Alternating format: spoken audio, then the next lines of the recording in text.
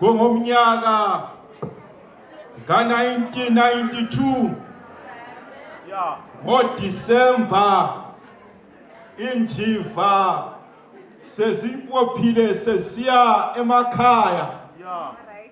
Kwenzakala ukuthi baba uthi ikhisimusi yalonyaka sizayidlalela eSilobela. Saqonda erenkini koBulawayo.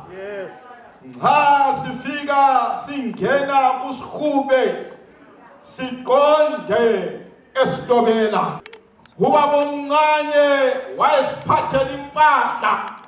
Wawuthi ngalezo nsuku ungathengelwa impahla zekhisimusi wawuhamba ulokhu uyezilunguza ukuthi lokho zikhona yini. Ngalilunguza ibhrugwe elalilovedina ayemphathele lona. Ngaligqoka ngekhisimusi ekuseni. Ngithe sengiligqokile ngasengicela imali yokuthi lami ngemavinkilini ngiyedinga amanamneda. Ngaphiwa imali eyayilesihlonzi ngalezo nsuku okubizwa kuthiwa yi-20 cents ithubhobho. Ngayithatha ithubhobho yami ngayijwathika kuvedina.